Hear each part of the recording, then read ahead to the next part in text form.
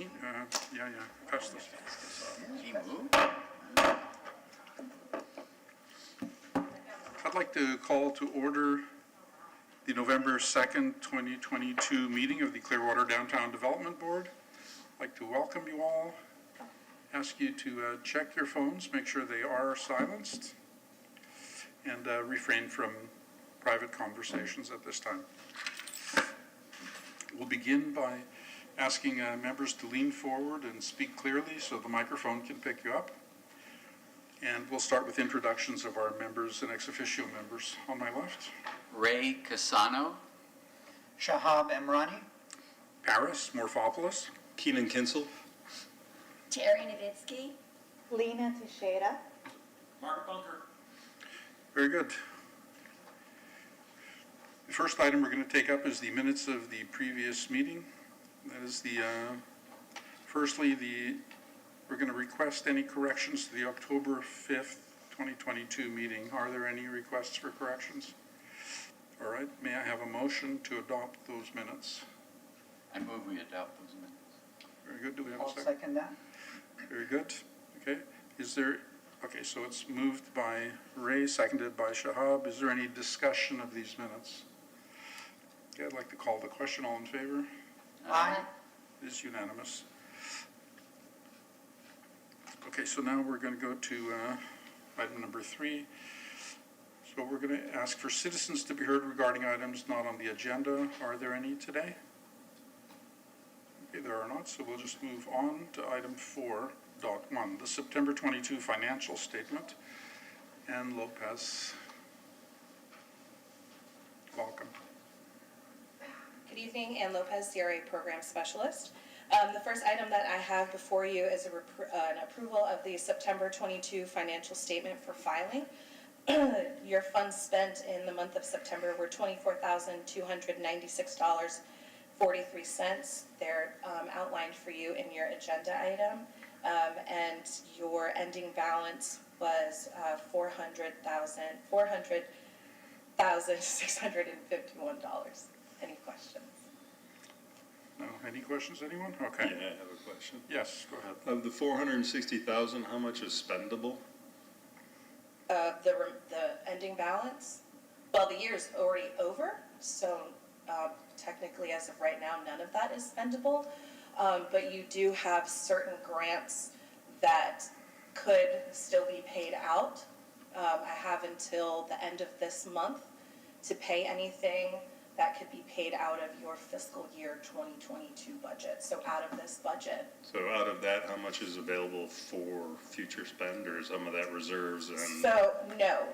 So in January, I will bring to you an amendment because I don't know if there's any outstanding fees. I know I still have 1 or 2 fees from the Tampa Bay Times that are for last fiscal year that I'm still waiting to receive. I'm pretty sure we're up to date on our attorney's fees. So there's just some last minute things that usually come in around this time that still get charged into the fiscal year, which is why the finance department allows a couple of months to get caught up. And then in the month of December, once I've paid everything out, then that will give me a chance to look at how much you actually have left over to bring you an amendment in January to bring that unallocated or unspent money back into your budget. Okay, and I think what he's asking is that 460, is it just the bank balance type of thing? Yes. Okay, so that includes the money we've set aside for reserves and any unspent money so far? Yep. yeah, thanks. I was getting ready to dispute the 33 cents of the CRA admin fee. That's my portion. That's what you get, right? Annually? Yes. Okay. And money well spent. Okay, are there any other questions? Okay, so are there any citizen comments on the financial statement? All right, thank you, Ann. I'm looking for a motion regarding the adoption of the September 2022 financial statement. I'd like to move to approve the September 2022 financial statement for filing. Very good. Second.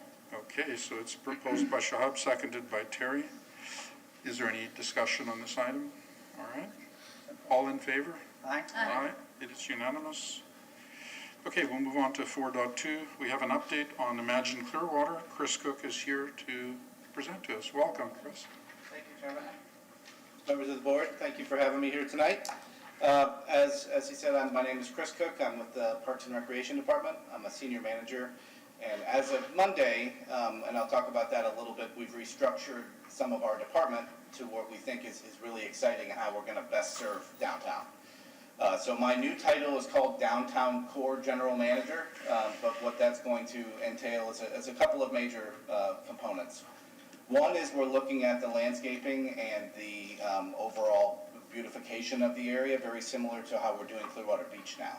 So there will be its own team that will go all the way from Crest Lake Park to Station Square Park, all the way down Cleveland Street to Coachman Park. So we will have 7 days a week service because we already have that at Crest Lake Park now, but we'll also have that at Coachman Park. So we'll be able to share resources up and down the block, keeping the area looking as fresh and beautiful. Obviously, with Coachman Park being new, being exciting, we want to keep that and maintain that to the best standards possible. So that's one portion of it.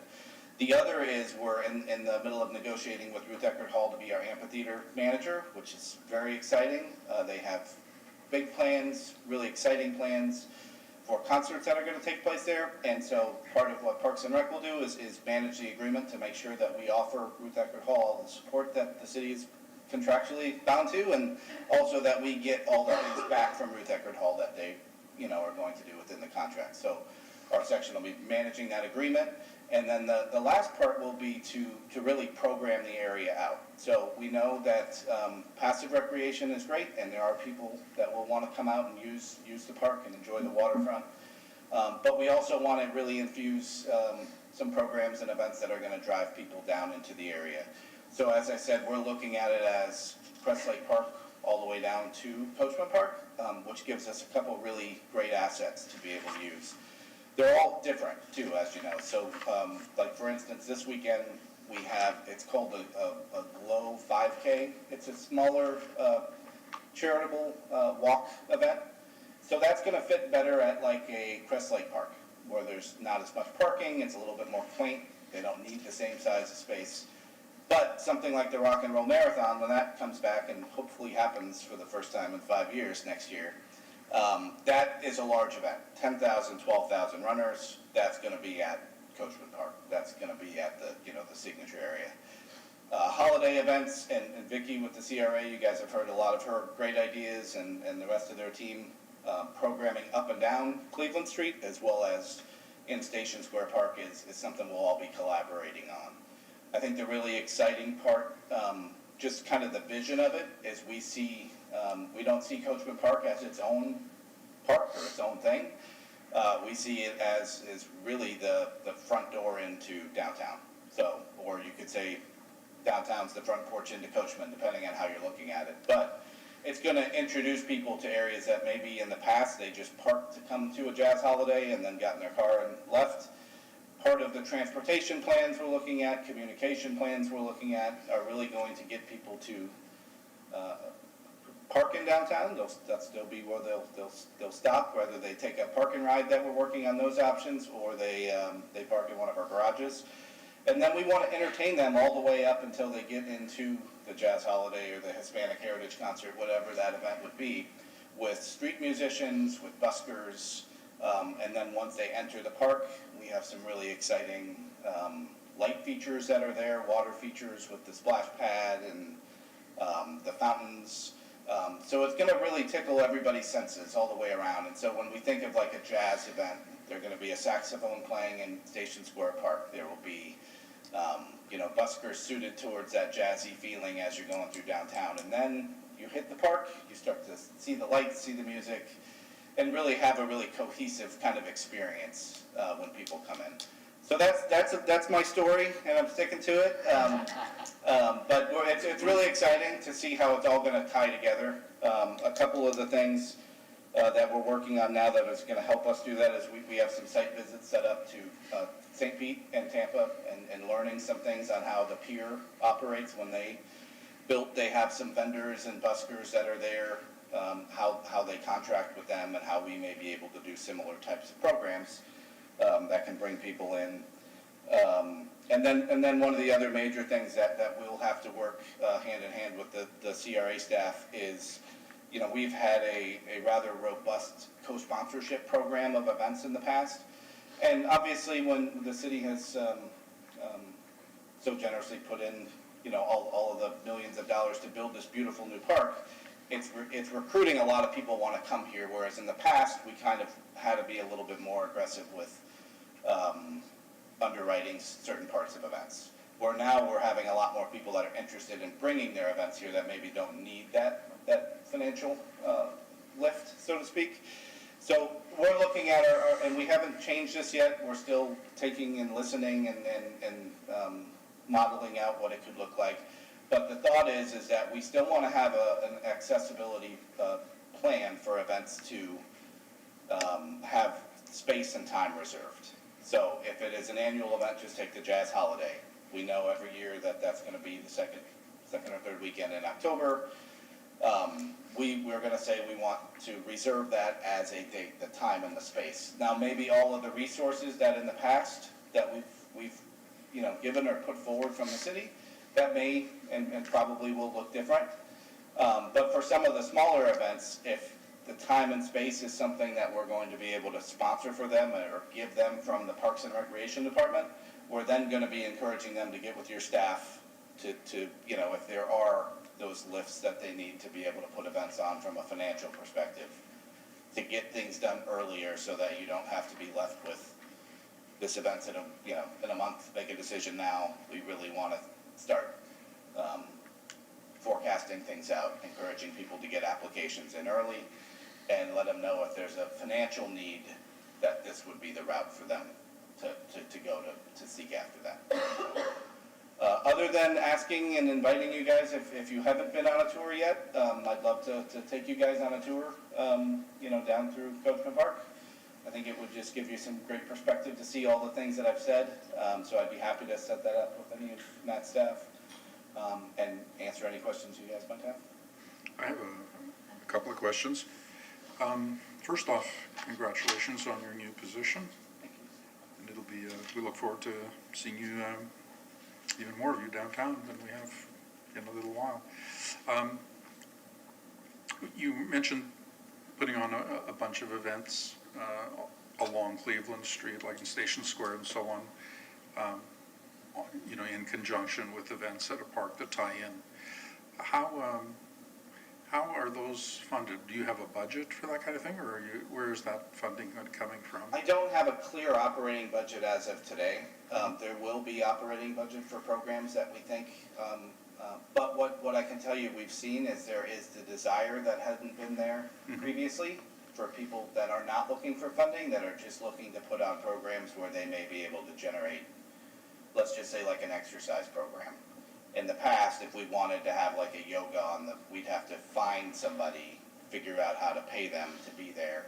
We may now have models where because of the traffic influx that they could see, the desirability of the location, they may not need financial support because they'll be able to get that from their exercise class in this example. So, but you possibly will have some funding for that kind of event? yeah, and with most of the way that our funding will go, will be budgeted out several months in advance. So we won't necessarily be positioned for that event that comes in and wants to go in 3, 4, 5, 6 months to have capital to be able to put towards it. Now, we still will remain and have equipment and staff time that we very often do in kind, even out to events. So we'll still have that capacity.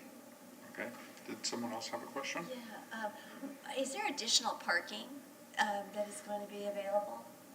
Yes, so there's been a lot of parking studies done, and I'm not the expert to talk about that, but I do know from a communication plan and so we are looking at, when we have some of our largest events, when we're talking about things that are more than 5,000 people, looking through and finding some park and ride locations, and then having a service like the Jolly Trolley, making stops and dropping people off at kind of the front door, so to speak, to the park.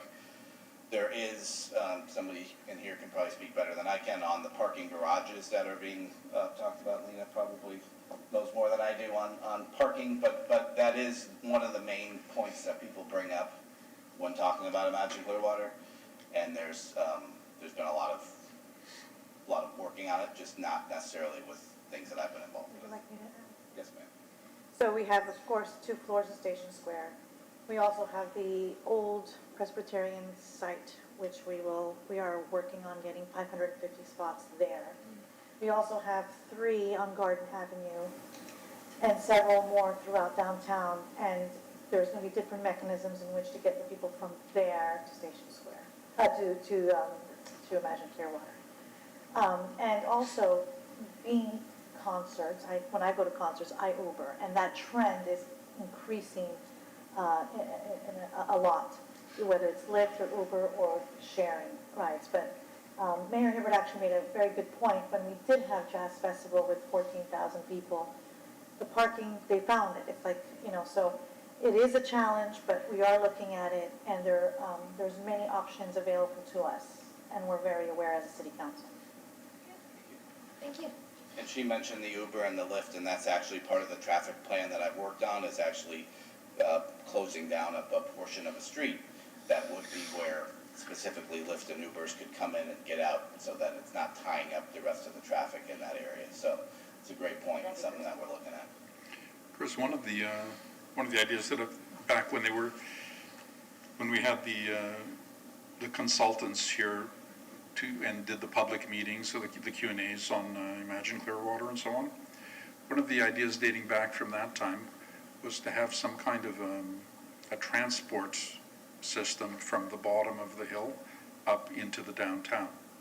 And my idea at the time was either, if you picture something like the tram at Busch Gardens, which is like a people mover, but we don't need anything that big or that regular, but during special events or on weekends or something, maybe it'd be worth having a talk with whoever it is, the organization that runs the trains for the Largo train, the Largo Park. Maybe it'd be worth a conversation with them. Maybe they would like to run a little, not on tracks, but on wheels, a wheeled tram that goes up and down the hill to move people from the marina or that area up into the downtown. And who knows what we could do. If we had that, it would become a tourist attraction all on its own and bring people whenever that was. Just a thought. Anything that can help people move around more freely and is good in my book. Good. Okay, any other input or questions? Well, we look forward to it happening. Yeah, we'll schedule a couple more of these before the park reopens. So you guys, I'd like to, the next meeting, give you an idea of what the grand opening is shaping up like, because we'll really want to have support from all of you and the staff on that event as well. And if we want a tour, we coordinate with Matt? Yeah, Okay, great. thanks, Matt. Absolutely. Yeah. No problem. Thank you very much. Thank you all. Thank you, Chris. Matt actually said he'll personally tour us. Okay, so now we're going to move on to the presentations for special event funding.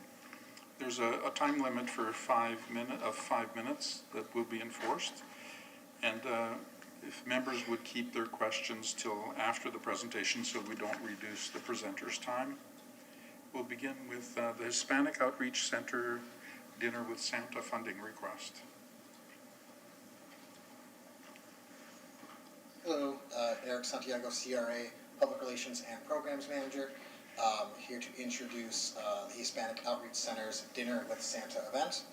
The purpose of this item is to request funding for Dinner with Santa, hosted by the Hispanic Outreach Center, not to exceed $5,500. The event will take place on December 16th from 5 p.m. to 9 p.m. in Station Square Park. The Dinner with Santa event is free for all, with an expected attendance of about 250 people. The event will feature music, crafts, games, ornament decorations, pictures with Santa Claus, as well as a jewelry and artist showcase as part of the Hispanic Outreach Center's jewelry program.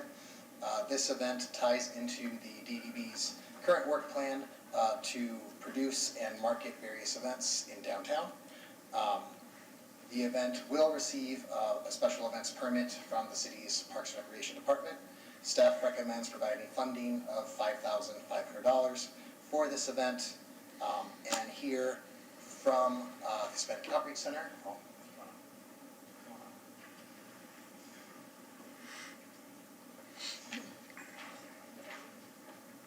Hi.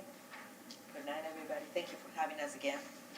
After the last event, we've been so glad to come again and redo this event this year for the Christmas evening with the kids. This event is more directed to the families, the kids to enjoy an American culture, to have the photo with Santa like we did last year. We expected to have more than 200 people, kids, families, enjoying the games and all this nice event in the city. We have very grateful to have this event last year. People was safe in the location. They've been enjoying every single minute, so we want to repeat this year. Very good. What is the location where it It's will going to be? be in the Station Square. Station Square. 5 Very o'clock to 9 o'clock, 8:39. Santa will be there taking pictures with the families. And the families, we're going to try to have some music, kids singing or dancing. That's what we're planning to do as an entertainment. And our youth program that we have in the center, we're planning to have some activities with the volunteers. Okay, very good. Very good. Do we have any questions from the board? Are you planning on putting in $5,000 and you're asking us for $5,000? We asking for the 5,000. We're going to put in the budget 3,200. You're going to put in $3,200? Yeah. Okay. I have a question. Go ahead, Keenan. Did you get a head count on last year's event? How many people assisted? It Yeah. was 450. Right, it was big. Yeah, we said 150 is going to be, but we had more than that. That's what we added. That's where you had all the this year, tables and all the jewelry and, Yes. nice. Yes, It's a great place to get Christmas gifts, yeah. just saying.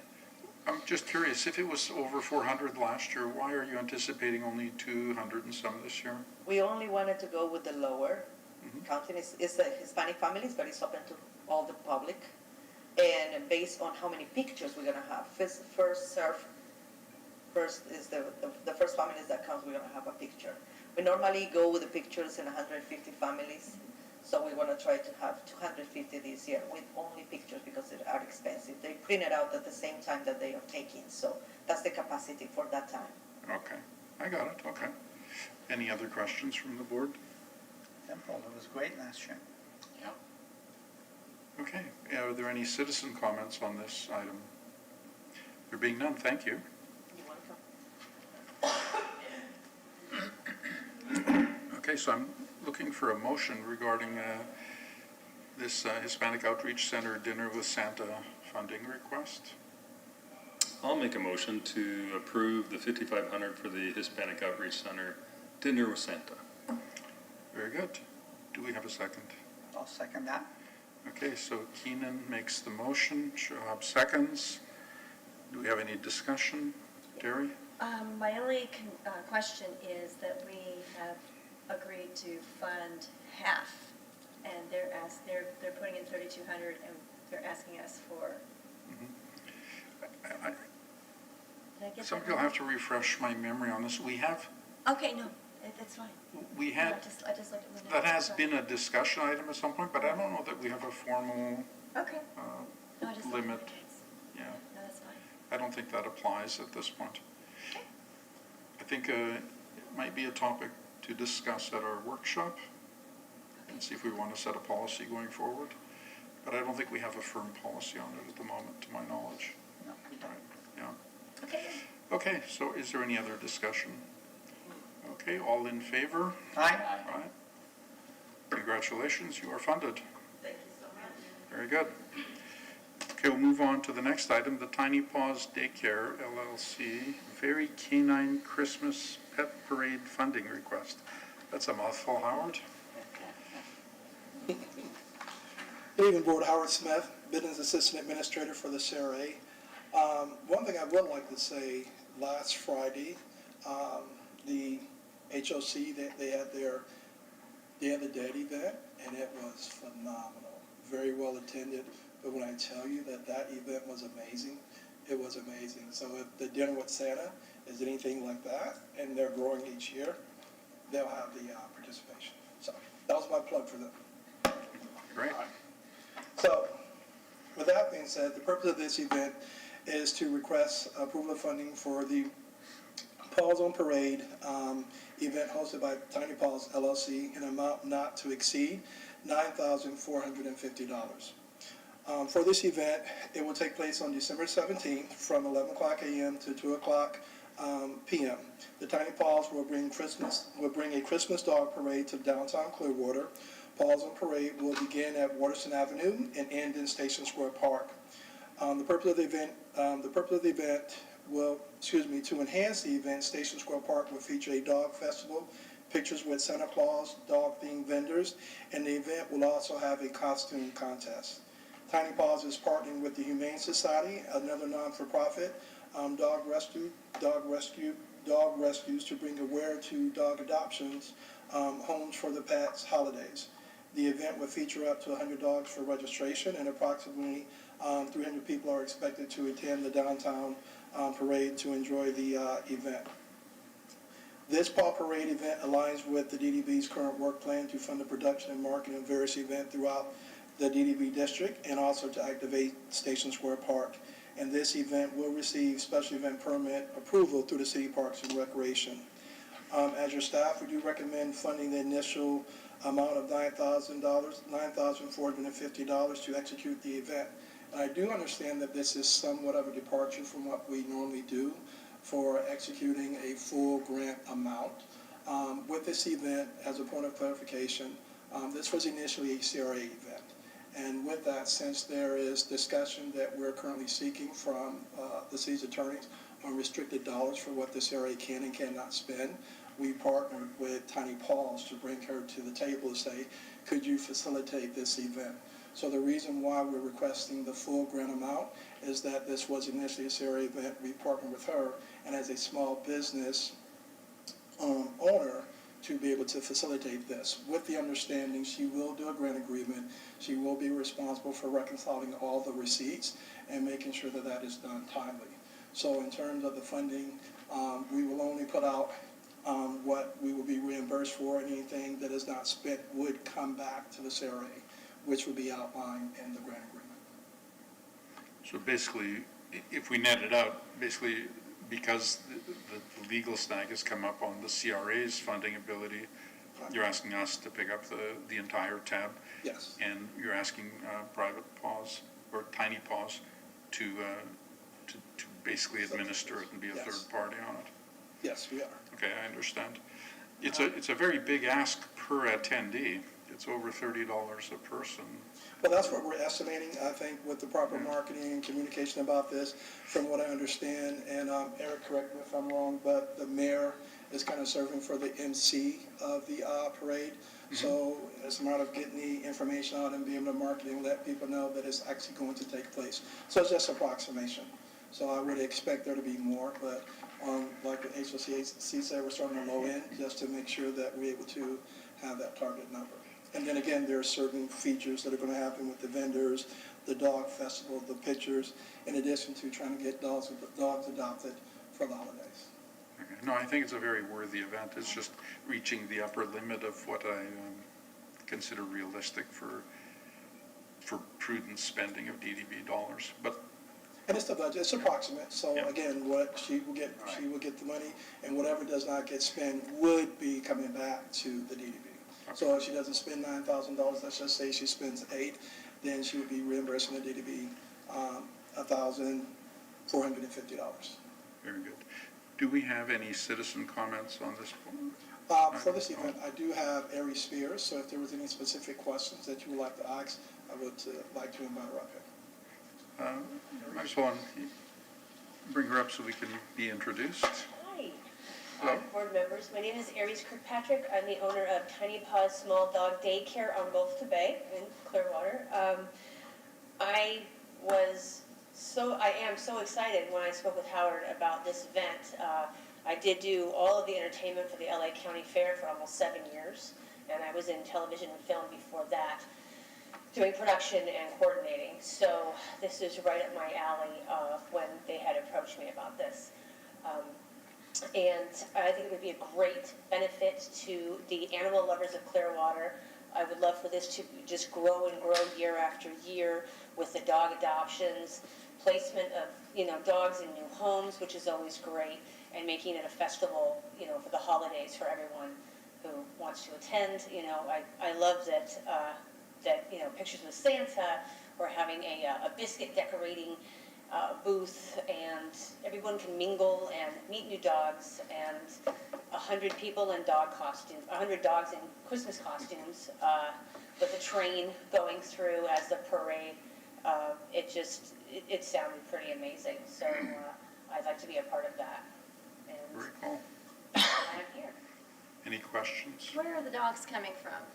They're just volunteers, just families, just Clearwater residents, Dunedin, surrounding city residents, to come in and dress in costume with their families and their dogs. And then there's also a contest. So for the dogs in the costumes, there's going to be a contest as well.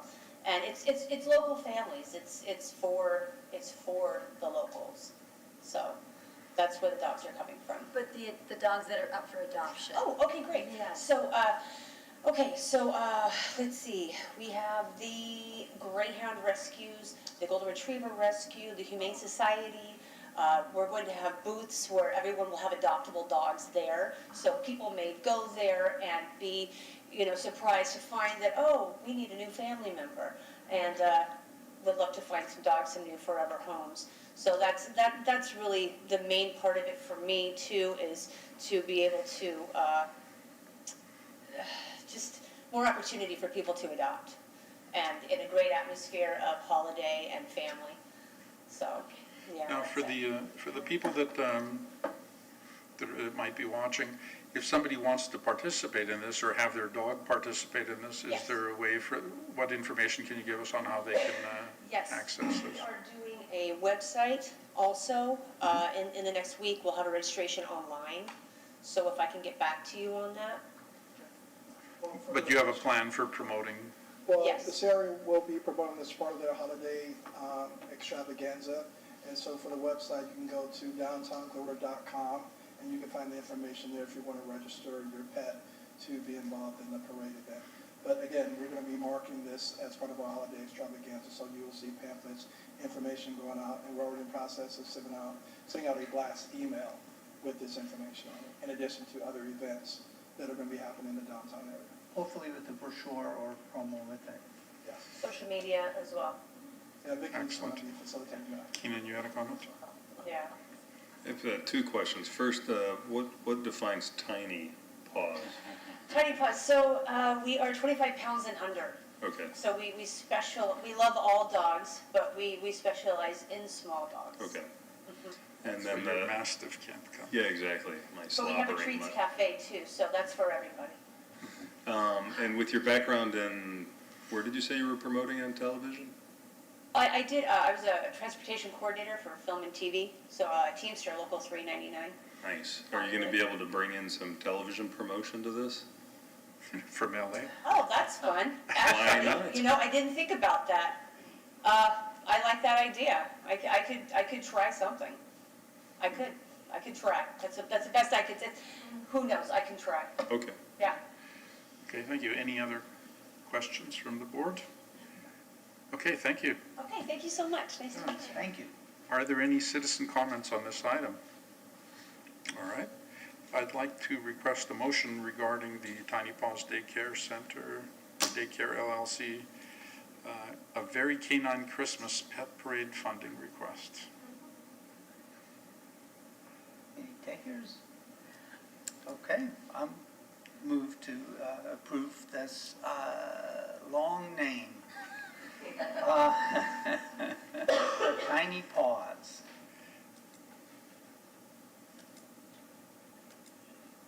That's all you're going to say? Abbreviated version. For $9,450 for approval of Paws on Parade produced by Tiny Paws LLC.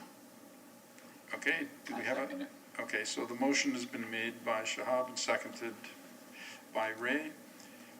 Is there any discussion on this item? There being none, I'll call the question. All in favor? Aye. It is unanimous. Okay, very good. Okay, let's go on to the next item. Party Pirates on the Rocks Flotilla event funding request. Is that Howard? Yes. Good evening again, Board. Howard Smith, Business Assistant Administrator for the Community Redevelopment Agency. So the purpose of this item is to request approval of funding for the Party Pirates on the Rocks event in amount not to exceed $26,352.34. For this event, the Party Pirates on the Rocks will do an invasion of the downtown Clearwater district that will take place on January 28th at the 400, 500, and 600 blocks of Cleveland Street. This is a second-year event, as we did this last year on January 29th. This year, this will be a family-fun event that will feature a kids zone at Station Square Park, which will include bounce houses on Cleveland Street, a photo booth, a DJ, 2 live music bands between the 400 and 600 blocks of Cleveland Street.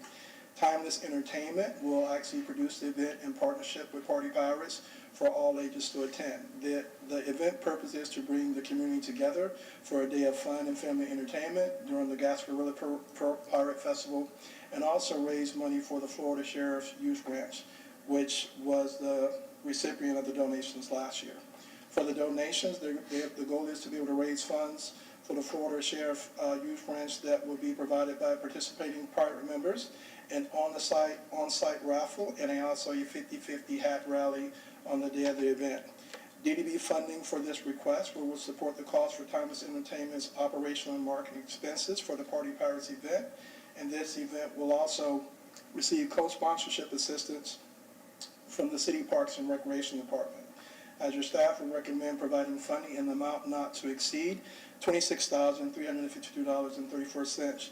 And just to note, this is less than the amount that was requested by the applicant for their amount of $30,502 for their request. That's a difference of $4,150.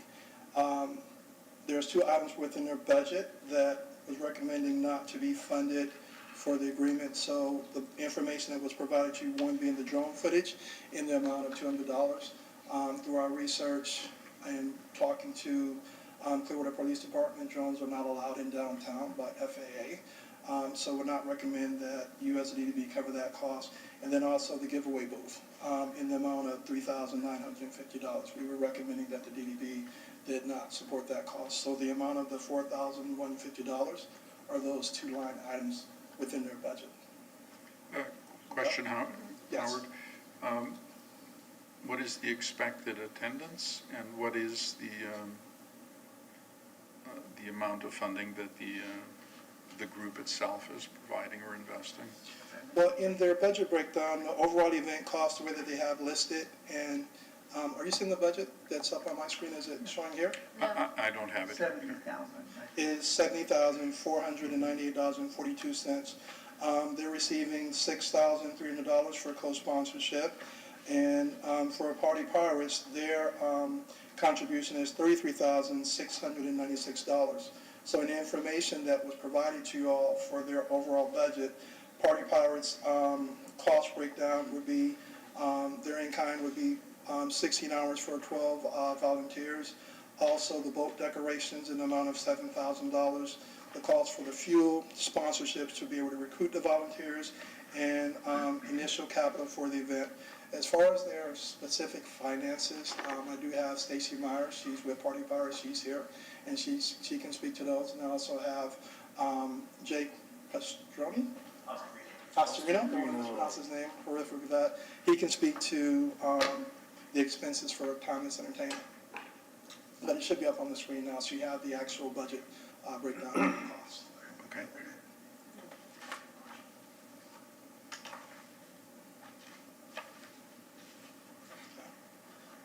Now, the overall grant request does align with the DDB's current work plan to be able to fund and provide marketing for various events in downtown district, and also activating Station Square Park. And also pending approval, the Party Pirates and Timeless Entertainment will complete a grant agreement that would outline their responsibilities and also the reimbursement process by the DDB. And if you have any other questions for me, I'm more than happy to answer. I can also call up. Just expected attendance I was curious. So then on that note, I will refer that to Stacy Myers and then call up the question. Come up. see everyone again. I hope you remember me. If not, I would like to remind you who I am. My name is Stacy Myers, and I'm standing here with Jake Pastorino with Timeless Entertainment. This year, the City of Clearwater, along with the DDB, saved the day by granting me permission to hold last-minute pirate invasion on January 29, 2022. The project only allowed 6 weeks of planning before the grand event would take place, and I pitched my ideas to the board, and it was granted by permit along with funding of $12,400 to bring in pirates by boat, land, bus, bike, and jolly trolley. The weather was a hiccup. I don't know if you remember that day. Yes. The flotilla was canceled 24 hours before the start of the event, and the jolly trolley came to my rescue that day and picked up all my pirates, captains, and crews and delivered us to the downtown 400 block. Previously, at the time of my ask for the grant previous year, this beginning January, one of the board members spoke up and asked me, would I be going back to my original venue the following year? And my answer was yes, I would, because I was loyal to them, but I also stated I would be loyal to the downtown area as well if you would consider helping me. I also stated at that time I had a vision to bring an alternative of Gasparilla to Pinellas. That being said, I'm back today asking you to be loyal to me in another round of Party Pirates on the Rocks Clearwater Invasion 2023. We are on track to not only having an invasion in the district, but also at Caddy's Indian Shores and all of Johns Pass, along with the pirate ship and additional charter boats. We're asking you to help us get residents, tourists, new and old homeowners here to try Clearwater again for the first time. Many people haven't been to Clearwater ever, or haven't considered downtown Clearwater as a destination in decades, so they haven't experienced the changes. Good afternoon, everyone. My name is Jake Pastorino. I am one of the co-founders of Timeless Entertainment, along with my wife, Rebecca. We founded this company about 6 years ago, and we have, for lack of a better term, kind of dove right into the community in all our local neighborhoods and communities, Pinellas and Hillsborough County. We have about 55, 60 local events, weekly events all around the area. So we really have a good pulse of what's happening and what's going on in the area, as well as myself, who has created relationships with business owners and vendors who, make their living here in Clearwater and Pinellas County. And so being asked to co-sponsor this event was very exciting because I've lived in Clearwater for 40 years. I'm very familiar with when I was in my 20s going to Gasparilla in Tampa, and it was a lot of fun. I'm 44, I have a 6-year-old. I'm not going to Tampa anymore. I don't want to be any part of that, right? So, my free time, as well as others in my demographic, are looking for things to do with their kids, especially locally. We just had an event at the beginning of October. It was a Hocus Pocus street party that we put on right here in the 400 block, and for all intents and purposes, it was a great success.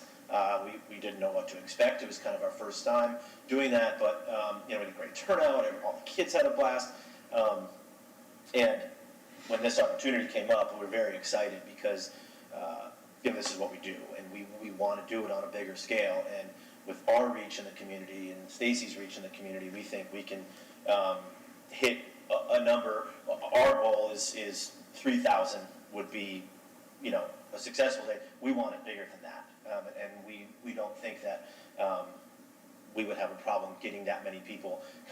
Maybe 3,000 people aren't going to stay for 4 hours for the entire time, but throughout the day, coming in and out, and we've got a lot of things that will help keep them there and keep them, moving along the streets, because I think right now, for people in Clearwater, they know that 400 district. That's a very familiar place.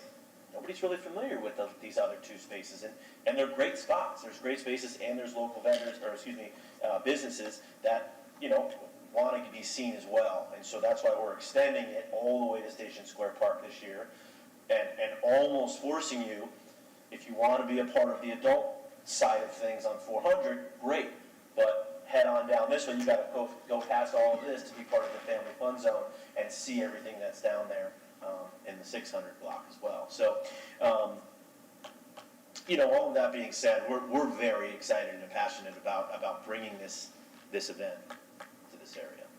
Very good. Any input from the board? Any questions? Question. Go ahead.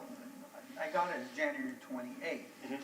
What time does it start? When does the invasion start? The boats are starting in Johns Pass and coming in, so we should end in downtown Clearwater at 1, and it'll go from 1 to 5. Up north, we do a lot of the, the baseball toss and the water tank, and with Paris's imminent retirement looming, I was thinking maybe a walking the plank type thing would be appropriate. We've definitely thought about that, that's for Really? sure, Okay, absolutely. Just in case. Cold water and colder weather? Yeah, the weather, we're gonna wait and see what it looks like in end of January here in I think we should invite the mayor. He's gonna have the mayor sit in the dunk tank. Yeah. Okay. Well, I wanted to speak on one thing as well. So the drone piece, just so you guys know, we are working on trying to get a special permit to fly a drone, even if it's not downtown, just over the water to kind of have the boats for a marketing piece, right? How cool would it be to be able to promote that via TV or social media with this big flotilla of pirates, all with beads and swords and coming into our bay, right, into Clearwater Bay, right? And so obviously, that's dependent on if we can get that permit or not. So that's something we are actively working on. The other piece I wanted to speak on briefly is the giveaways, and I think there was a little miscommunication when we first asked that with Howard. And so for us, the giveaways are beads and eye patches and pirate flags and tattoos and things that kids and family members can take with them and remember the event, right? Not just, Also, it helps when people are in the downtown area that maybe didn't know the event was taking place, and when they're handed a neck full of beads and an eye patch, now they're instantly a pirate, and they can join in on the festival, and they don't feel like an oddball out. And the same with the children. When we brought that crate that I had purchased last year on my own, it was a treasure chest, and put it on stage, the kids just went nuts over it, and everybody's getting their beads and putting their eye patches on, and we had some paper hats, and they were going through the crowd. And I think that's a big benefit to have for the public. And for the event, I think a lot of the events that we do, that's a huge piece of something to take away, something to take home. My kid loves going to stuff and then having it, and it's set up in his room, and he reminds us that we did that, and that's a fun piece and a fun memory for sure. Right. I would just say the recording would be taking up the flotilla on its way up here. Mm-hmm. That's not something that would be within the DDB district. Gotcha. We'd be prohibited No from problem. funding that. Yeah, and we have no problem. We have no problem supporting that if we get that. That's something. And for the giveaway, I don't know, Howard, did you have a comment or anything you want to say about that? No. Why? Okay. Is it possible that you could get another sponsor for that portion of it that you're asking for?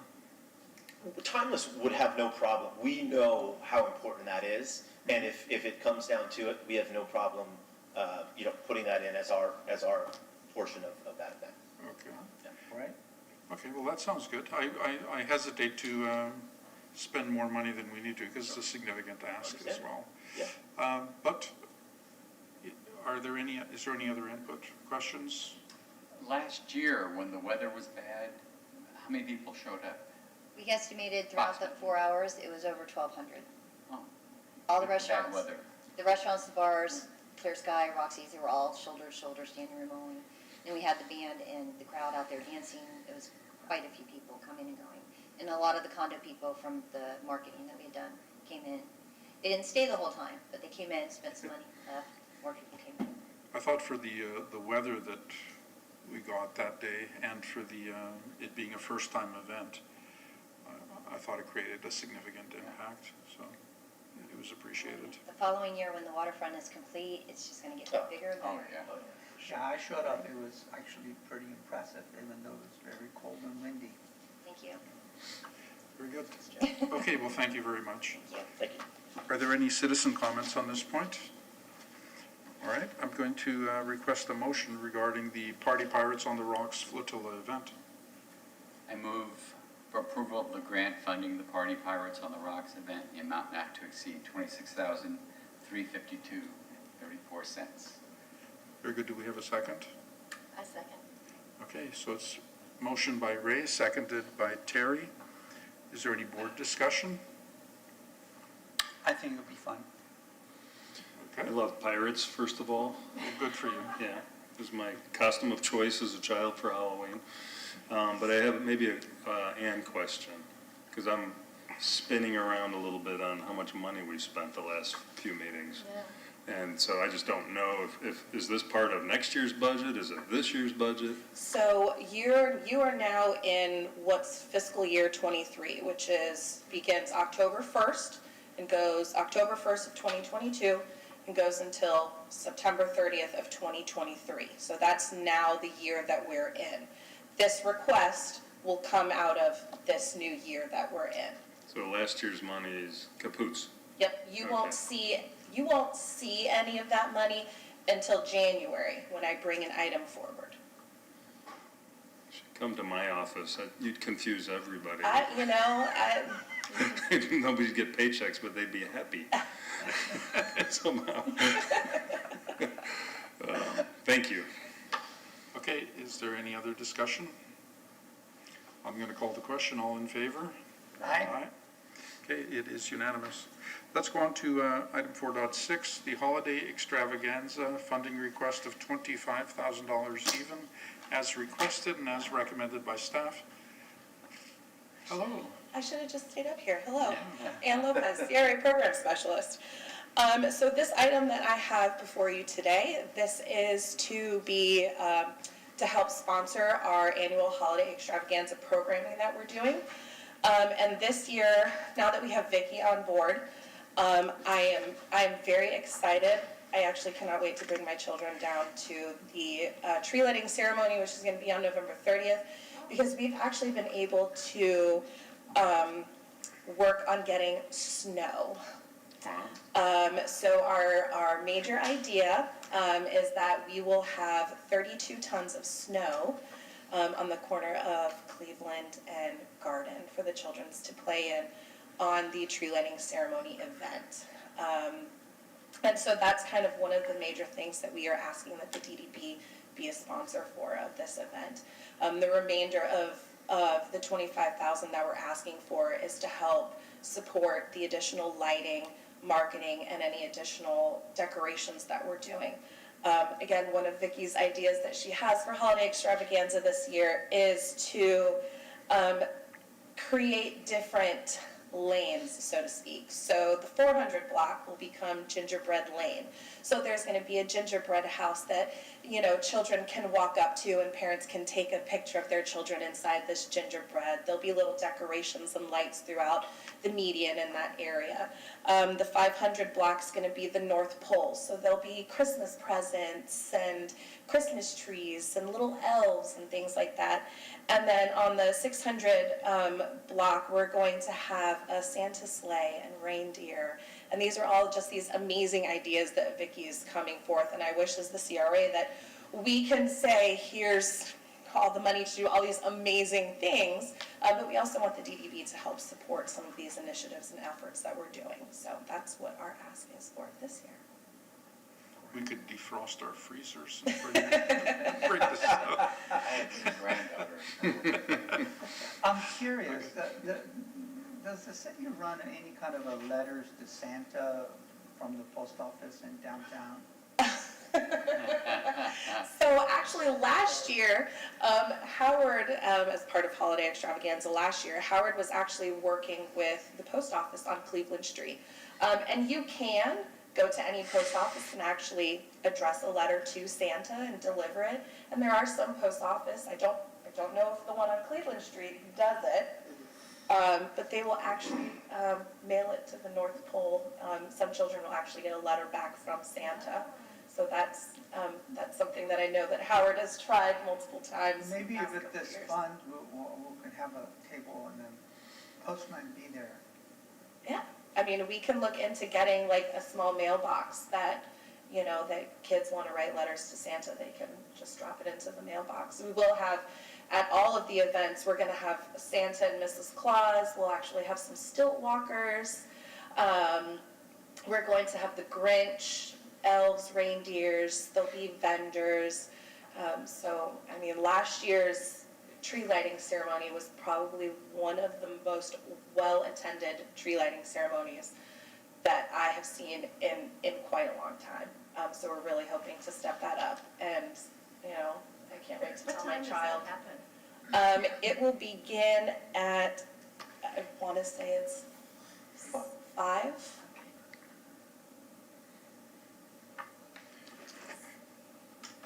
Do you have an expected number of people that you're hoping will attend?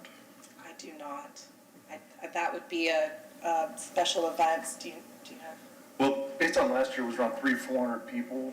With the amount of traffic that we've been driving downtown, with the marketing that we have about to go out, with the extreme push we've had to get people down here, I would expect no less than 500 to 1,000.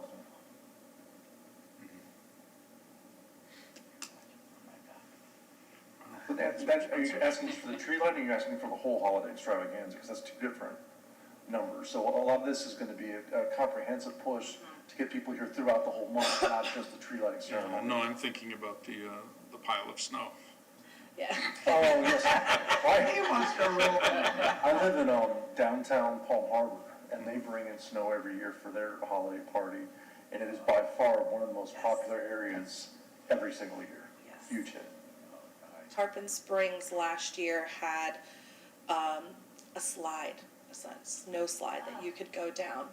We used to have that here years ago. Yes, and you know, when construction's done, you know, and these are conversations that Vicki will start having once this season is over in January, February. She'll start having these conversations earlier about, you know, maybe potentially bringing in a slide, a snow slide. I do remember the one. I think it was on the 400 block. Yeah, Miracle area. on Cleveland Street. Yeah, of Cleveland Street. So.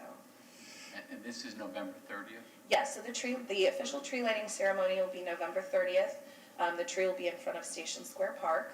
And then Vicki's also planned some other events throughout the holiday season. So on December 9th, she'll have a stroll. So if any of you are familiar with Largo Central Park, they've got just tons and tons of lights. She wants to create something similar but on a smaller scale on Cleveland Street. So you can walk throughout the blocks of Cleveland Street and see the decorations and the lighting and all the things that we've been working on. And the snow is November 30th? Is November 30th, yes.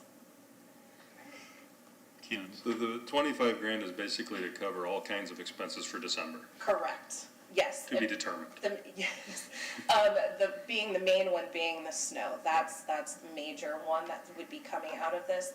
And then the others again would be decorations, lighting, some additional marketing, things of that nature that would support this event as well as the other events going on throughout the holiday extravaganza season.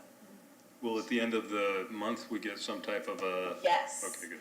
Yes, I will provide to you guys, once I've tallied all the final numbers, I will provide you guys with a breakdown of how I spent the $25,000. We will also bring forward to you videos. We brought forward last year the videos that Public Communications created. They did one at the tree lighting ceremony last year. They did one of the window decorating that we did. So we'll bring those videos that we did. It says nothing about the mall. Mall. It says not to include the mall. No mall. But yeah, all of the window decorating and all the videos that we are hoping that Public Communications can do for us this year. We will bring all of that to show to you guys, you know, what we were able to do. Any other questions of Ann? No, that's exciting. Okay, Ann, thank you. Do we have any citizen comments? All right. I'm looking for a motion regarding the holiday extravaganza event. I will move to entrust Ann and her coworkers to spend the $25,000 on the extravaganza extremely wisely. Okay, do we have a second? I'll second that. Okay, so Keenan makes the motion, Shahab seconds. Is there any discussion? All right, all in favor? Aye. Okay, it's unanimous. Okay, next item, Howard, an update on the DDB grant funding application process. Before we do the update on the grant funding process, there are two issues that need to be addressed concerning grant funding. So I would like to bring up Elise. Should I do it from here or over there?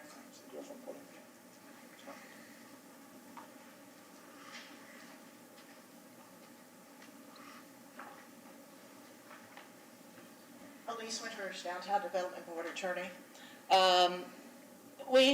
You all gave a grant last month for Halloween, I think it was called. And it was a partnership of Casey Gilder and Jessica Vasquez, who were given the grant. Well, between now and then, they've actually formed an LLC. It's no longer a partnership, it's an LLC, and it is now the Pinellas Girl Gang. It's the same people, but since it is a new entity, I just need you all to make a motion to approve it being assigned to the Pinellas Girl Gang rather than the partnership that existed before.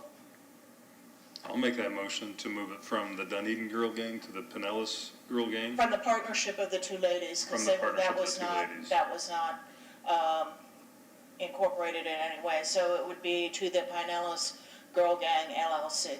To the Pinellas Girl Gang LLC. Great. I second. Okay, so we have a motion from Keenan, seconded by Ray. Is there any discussion on it? All in favor? Aye. Okay, and the other point? The next one that we've got, last year, we did a grant to DCMA. Did you all get my memo on this one? Yes. Okay, then I don't need to go into major detail, but we gave a grant to DCMA that involved hiring Catalyst to do some marketing services. The way it has been presented to us for payment makes it impossible to pay it at this time, so we are working with Catalyst directly and the DCMA to get it straightened out so that we can, work with what we have. The main problem was that they were supposed to do a contract between DCMA and Catalyst, and they were supposed to do a marketing plan. Neither of those two things happened. So now we have to get things that are within the intention of the grant and that are within our district. And because despite not having those things, the work was actually done. So,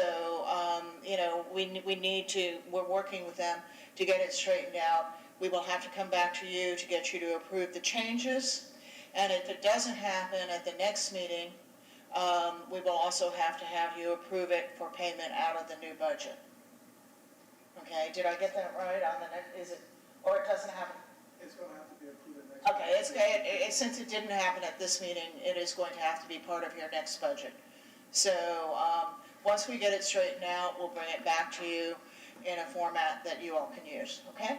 Great. Just to clarify, so if I heard correctly, if they don't present suitable invoices and you process it for payment, if it doesn't happen like at the meeting in December, then they don't have access to those funds going Well, what forward? happens is all payments have to be in by December 2nd. So the meeting for December does not take place until December 7th. Right. So on that note, if your expenses not in, have not been approved, because we have to bring it back to you, there's no way to do that before the December 7th meeting. So December 2nd is the deadline Yeah. for receiving this. Okay, I just wanted to. So we will actually be asking you, first of all, whether or not you're willing to, well, you'd be basically authorizing a new grant to cover the work that she did under the old grant and couldn't be paid for. Is the money there to move forward, or, Well, you didn't spend it, so it's there? Right. Yeah. So so in we January, didn't give it to anyone else. but in January, as Ann stated, we'll be bringing over the reserves from last year's budget, and then those reserves will be part of your new budget in And January. and a payment of this will not be reducing your reserves.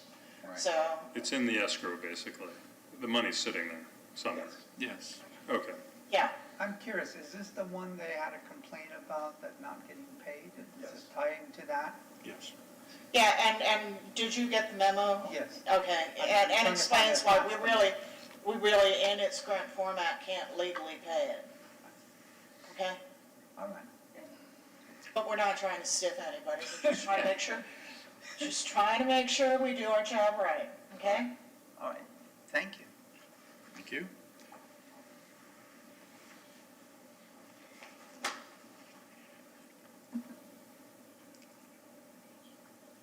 All right. So again, Howard Smith, Business Assistant Administrator for the Community Redevelopment Agency. When I was here last month, I went over the application process to be able to connect applicants to the DDB. And during that process, I reviewed with you all how they go about submitting the application process. And then with that, making sure that any grant requests that come in front of you all as board members, it align with your work plan. So tonight, I want to kind of close out the process of once a grant request has been approved at this meeting, what happens next. So in front of you, you have your current work plan. So again, any applicant that comes in front of you, we want to make sure that that applicant and their application for whatever the event, whether it's under business retention or if it's under marketing, it aligns with your work plan. So once you all actually approve a grant recipient for grant funding, they complete a grant agreement. And the real thing, and Paris sees these all the time because he's the one as the chair that signs off on them. The grant agreement actually outlines their responsibility and what their obligation is to be able to have their event, be able to market their event, and then be able to collect, or excuse me, be reimbursed for their event. So this is actually a draft agreement that was for Mark Marie. I did talk to her about using her template. So I want to be able to show you what it looks like so you all have a clear understanding of the process. So at the end of the day, if there's any discrepancy about why can I get paid or why I haven't been paid, it really goes into if you follow the process that was laid out in the grant agreement. And for this, when it's sent to an applicant, I actually go over it and review it with them. So they get it, I say, let's schedule time for us to talk. So I really want to make sure they understand what their responsibility is, and then also we would go through and explain what the DDB's responsibility is as your staff for them to be reimbursed, and also try to be reimbursed within a timely manner. So with that, I want to walk through this draft agreement with you. So to start with, the agreement is between the Downtown Development Board and the recipient. We have a bunch of whereas clauses that we go through, basically outlining, the goal of the agreement. It aligns with your work plan in addition to what some of the strengths are for the applicant. And then from there, one of the key things to take note of is the term of the agreement. So typically, if an event, for this one, this is a 6-month event, then we outline it for the time period. So for some grant recipients, their grant has been a year. There's an actual start date for the effective date, and then also an end date, so it's not open-ended. And then from there, we outline their responsibilities. And the typical piece of this is that every grant recipient shall be responsible for developing, scheduling, producing, manage overall operational services, need to successfully execute their event, and also identifying the location. Part of it is that it locks them into their event taking place wherever they initially stated it was going to take place. If they move it outside of that area without approval, then on that note, their event cannot be funded. So I want to be very clear about what the obligation is and also the location of their event. From there, we also outline the information that in the event that their event has to be rescheduled or has to be canceled due to acts of God, inclement weather, whatever the case may be, they will also make notification by submitting something in writing for the reason why the event is canceled. And in most cases, if it's an event that's supposed to happen 1 month, I would extend the grant agreement time out for like 2 months. So that's where it's kind of built in for the event to particularly take place in that 2-month time frame. So if they come to you, as an example, I'm going to use the Party Pirates. It's supposed to happen in January 29th. Their grant agreement would be for 45 days or for 60 days. So if it didn't happen on January 28th, then they can have their event in February. Not that they would, because it's related to Gasparilla, but you want to try to build in that time frame so that any event that gets approved can still happen. So that's kind of like a built-in mechanism for them. Also that they have to coordinate with special events. Anything that's happening on city right-of-way requires a permit, and that language is in there that you have to get your permit. In the event you do not get a permit, then your event cannot be held. Also, the applicant is responsible for active promoting each of their events through their media platforms, and also shall identify the DDB as a sponsor. This is included on their advertisement, social media, marketing websites, any other platform that they use. They have to acknowledge you all as a sponsor of their event. So in print, digital media, whatever the case may be. And then the breakdown for when we start talking about the written report, every applicant is required after the event takes place to come back and do a report out. So when we're looking for numbers, looking for success, looking for outcomes of the event, all the things that really went into planning and making the event successful, they're required to come back and provide that information to you. And typically we want to try to do it 30 days after the event where all the information is fresh. They can give you their social media posts, any feedback from anybody that attended their event. So they are required to do that. I have a question. Sure. Who is Special Events? Is that That's Chris Cook? That's Chris and his team that Chris Cook that just left. So he actually, in his current role, before he was moved into his new role, in his previous role, I should say, he was responsible for the special events. So he's still the guy to go to for this? I'm going to say yes. For events that happen in downtown, in his new role, his team, I'm assuming he's still going to be working with his team, but also an expanded team. Correct, because before he was over special events in the entire city, now he's focusing on downtown and coach, Magic Clearwater. So for all our events, nothing changes, Absolutely. It's still Chris Nothing Cook? changed, yeah. Very good. And again, if you're doing anything within the city right away on city property, you're required to have a permit. And we want to make sure that for any events that we fund, if they're going to happen in city right away, that they do have a permit. And that's protection for not only the applicant, but also you as a board, as a governing board. For the expenses, the applicant shall submit an invoice detailing their expense list monthly during the term of this agreement if it's a month-to-month event. And if submitting recurring invoices for the same event, the invoices have to have a unique invoice number for each event. And at a minimum, the outline of their expenses to be paid, invoices that contain the type of expense, the date of the expense, the name of the vendor to be paid, and the amount of the payment which coincides with the invoice to be paid. And with that, they can submit canceled checks, they can submit credit card statement with the deducted information, they can submit an invoice or receipts. As long as it showed paid, then we would take those as proof that they paid for the event. Any question about the applicant responsibilities and requirement? And some of this information is standard for every grant agreement, and there are some things that may be different. It just depends on what the grant applicant is asking for. So this is pretty much the standard We information agreed for on their this. responsibility. Yeah, it's very simple. Okay. Now I'll just scroll down to the DDB responsibilities.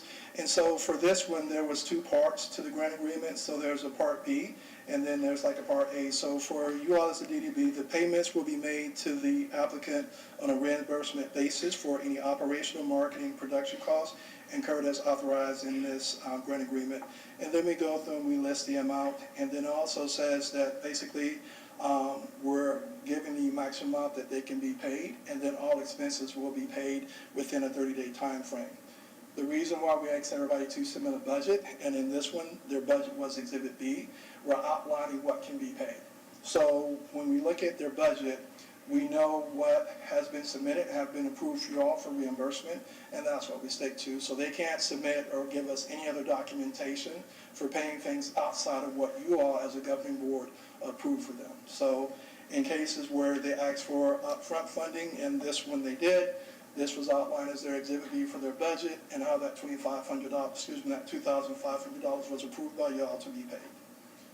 And then the last piece is the execution. So no grant agreement is fully executed until all parties have signed off. So Paris as the chair, he signs off on this, the applicant, and then the director, and right now we have John Jitty serving as the interim director, and he's only attesting to the information.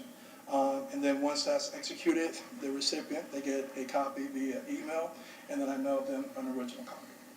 So in terms of any grant that is funded, they have legitimate documentation for what their expectations that they're going to be held to, and then we know what their responsibilities are, and your responsibility is to be able to pay them. So from start to finish, that's really the application process. Thank you. Good. I have a question that just occurred to me. Let's say that someone submits a budget for an event that they're going to put on, and just one part of the item is $500 for drinks, $500 for snacks. And let's say their invoices are $550 for drinks and $450 for snacks. What happens? Well, because they have that amount in there for the food, as long as the overall amount does not exceed what the grant was, then they would be fine to be reimbursed. Okay. Good. So, any other questions? But if they skip something that we required, Mm-hmm. that does bring them down. I mean, if they were supposed to do marketing and services, and they didn't do the marketing part, then that does that's not the same kind of balancing act. Right. So if they were supposed to have a DJ and they didn't, they can't just spend that money on extra drinks. Then you might, Or not. that would be something that would be questioned. If you said you were going to have music, Mm-hmm. well, on a grant where we say we're paying this much for music and we're paying this much for marketing, and they don't do all the music, then their grant is cut back because they haven't performed those major services. It's like when you have a business, a corporation, you should have minutes if you buy something major, Mm-hmm. because you're not in the business of buying things. But you don't have to do minutes for buying paper. All right, there are some things that are de minimis and can be balanced. But if you have completely failed to do a portion of that contract, then that gets you cut back. They have provided food and drinks. They've done both of those things. They just estimated the cost wrong. Okay.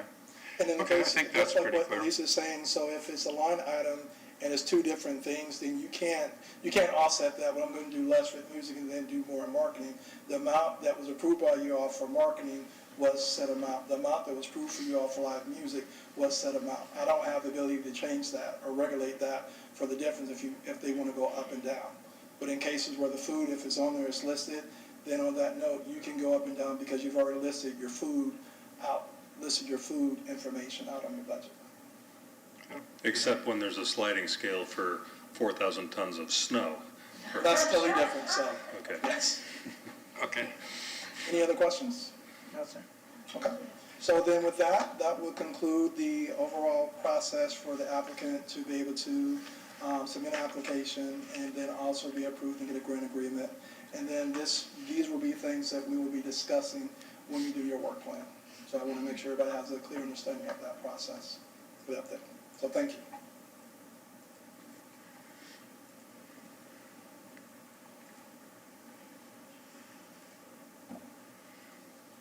Speaking of which, do we have a date yet? No, I still have some people that need to respond back to the email request. So once everybody responds, then I'll look at the 2 dates and then I will let you all know, because I have to coordinate with the library to reserve the room. So there's still a couple people that haven't responded. Without mentioning names, can you point at, I'm just kidding. Thank you. Okay. Move on to the next item, updates on the DDB election.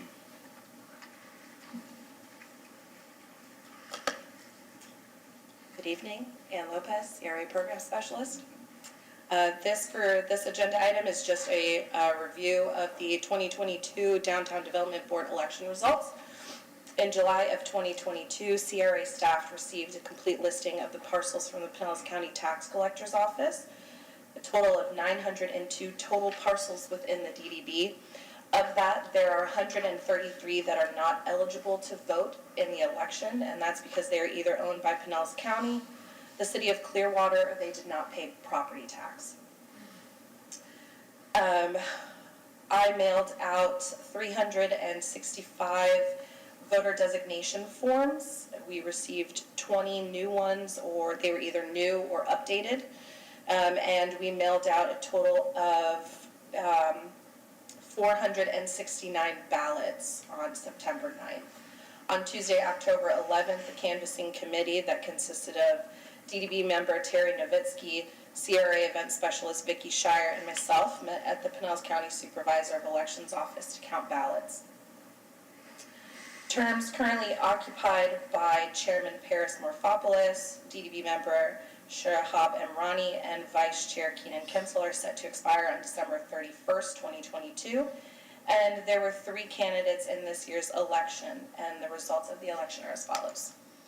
Kiara Zanaboni with 155 votes, Keenan Kinsel with 152, and Shahab Imrani with 151 votes.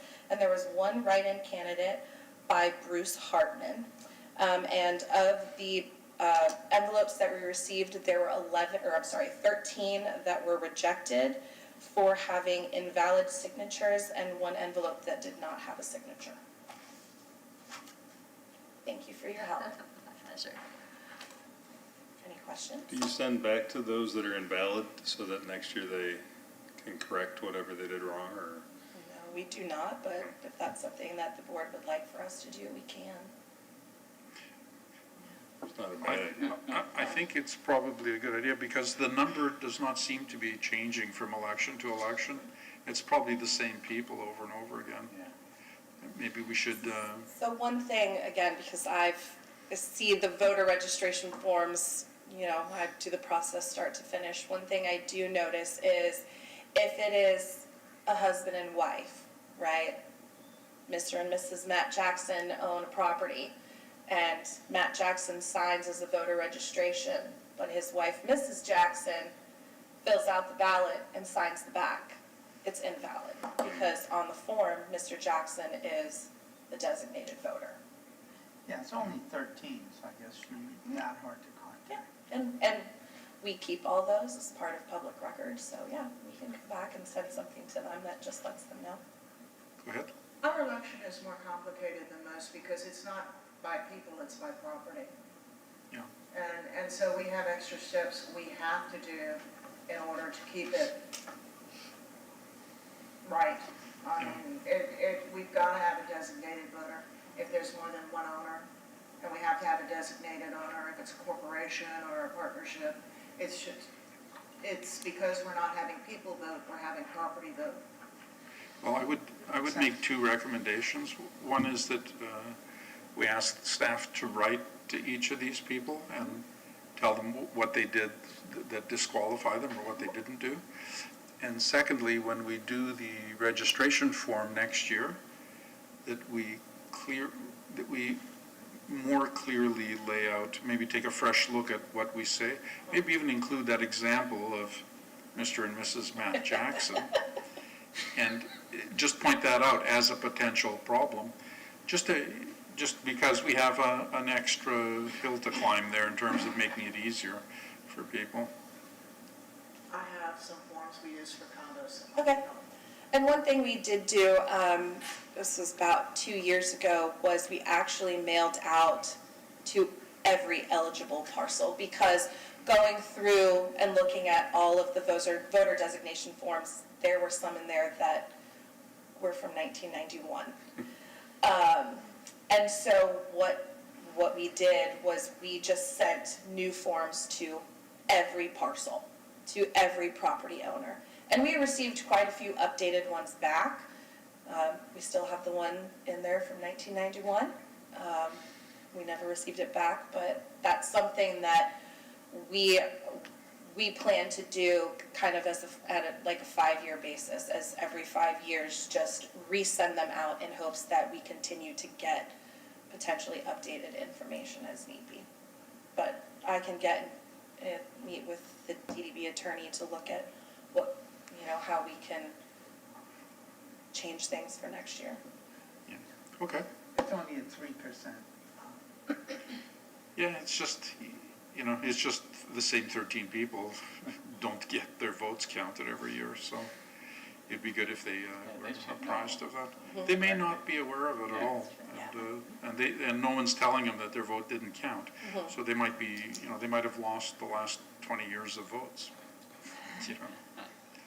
So it would be good to let them know. Sure. Okay. Any questions? Any other questions from the board? Okay. Okay, Thank you, Ann. And thanks for all your work on the election. Oh, not a problem. Okay, the next item, CRA update. Matt Jackson. Good evening, Board. Matt Jackson, CRA Assistant Director. I do want to circle back to what Howard said. It's very important that everyone responds by tomorrow on what days and times that you're available to do the DDB work plan session. While you have an open computer in front of you right now, this would be a great opportunity if you have time to respond, just so that we can schedule that meeting. We do have a new CRA director, Dr. Jay Matthews, who's going to be starting December 5th. So we're very excited to have a new director, some assistance, some guidance and direction, and she comes with years of varied experience, and we're actually looking forward to have her join us. Our next CRA quarterly meeting is going to be November 16th here in the council chambers from 9 to 10:30. That's where we invite all the stakeholders to come in, talk about what the CRA is doing, any issues that they're having, things that we can help them out with. And we're really going to use this meeting to kick off the holiday extravaganza, just to get momentum on that. And then, I'm sorry, sir, what time was that? sure, 9 a.m. to 10:30. Thank you. And then I wanted to also, while we're talking about all the larger events that are happening in Station Square Park, Vicky Shire, our special events staff members, also working on smaller scale events to happen on a daily, weekly basis, just so that we can really activate that park beyond, once every 2 weeks, once a month. So we're working hard on that. Last, I just really wanted to have a very sincere thank you to the DDB for your partnership, as well as the CRA staff. Their hard work and dedication are evident month after month after they come up here, just do such a professional job. So just want to thank them for that. Dittos. Very good, thank you. Okay, so we will move on to the next item. Chairman's report, it's a list of events that are coming up. There's a fair list here. Clearwater Sangria Festival, November 5th, noon to 11 p.m. at Cleveland and Garden Avenue. The Big Cleanup Clearwater, November 7th to 12th. Visit thebigcleanupclearwater.com to register and to learn more about cleanup sites across the city. Food Truck Thursday comes again on November the 10th from 11:30 till 2 p.m. at Station Square Park. And this month it features Cal's Soul Food and Forgewood Fire Pizza. Market Marie is on November 12th from 10 to 2 at their new location, Cleveland and Garden Avenue. Bottoms Up Block Party, November 19th, 1 to 7 at Cleveland and Garden. City of Clearwater tree lighting ceremony is on November 30th from 6 to 8:30 p.m. and this will kick off the holiday season in Station Square Park. The holiday extravaganza, I recommend you visit downtownclearwater.com/holidays to see the full holiday season guide and learn more about special events, activities, performances, decorations, and other festive offerings. And Daydreaming, Nikki Butcher's hand-painted photography, that's been extended now through February 24th, 2023 at the Clearwater Public Library. It is free to the public. I recommend it.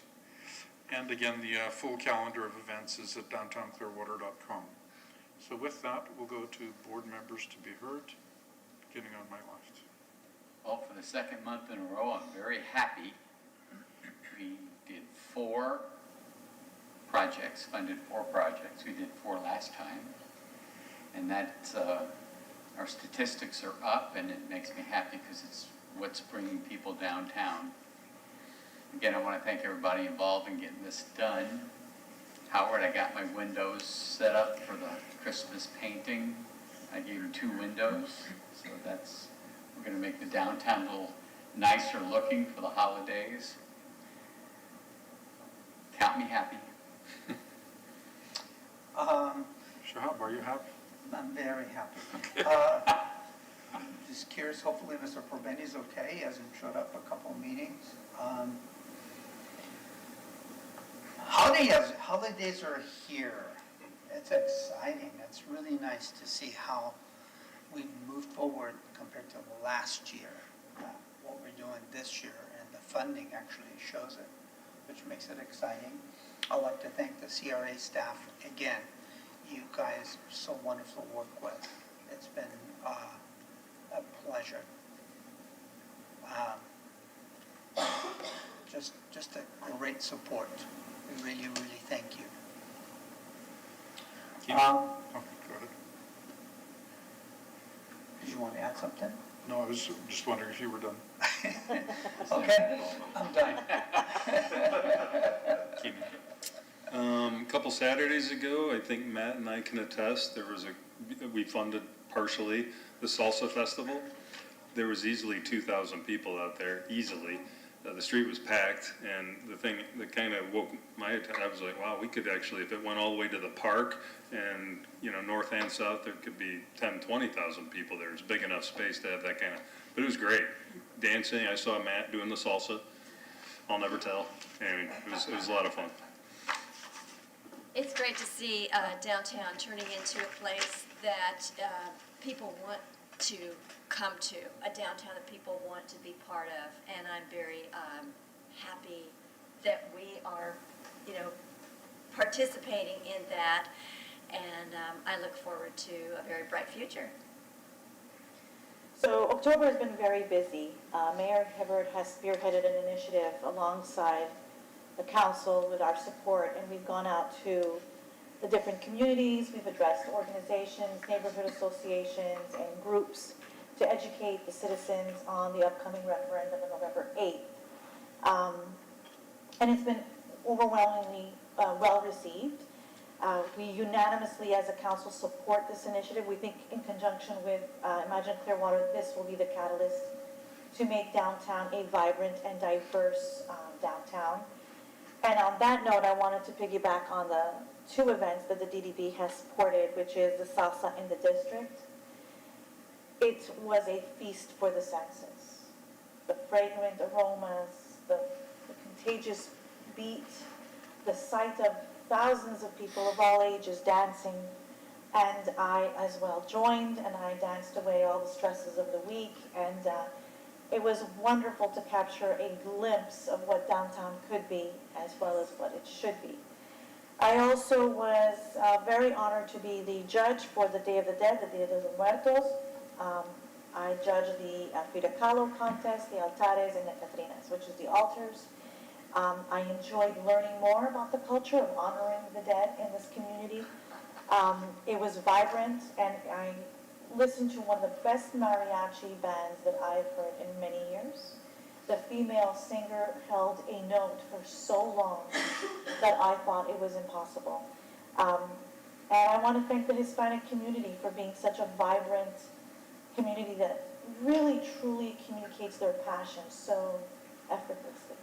So I enjoyed capturing that hope, that glimpse of what downtown could be, and we are going to continue to educate the citizens, and I am asking everyone to please consider to vote yes on November 8th.